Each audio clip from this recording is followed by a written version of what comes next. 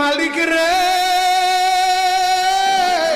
আমি বড় পাপী, আমি বড় গুনাহগার। ও দয়ার আল্লাহ, আমি 10 বছর তোমার গোলামি করি নাই, আমি 20 বছর গোলামি করি নাই। আল্লাহ, আজকে মনিরুল ইসলাম শরীয়তপুরী আমার ভাই শুনে গেছে, তোমারে বন্ধু বানাইলে ওই জান্নাত পাওয়া যাবে। মালিক রে,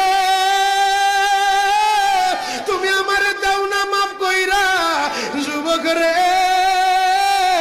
যদি কেউ আল্লাহরে বন্ধু বানাইতে পারে, তার কোনো আর চিন্তা নাই, তার চিন্তার কারণ নাই গো বাবা। এ যুবক ভাইরা, দাড়ি পাকা বাবাজিরা, সবাই আমার দিকে একটা নজর তাকান।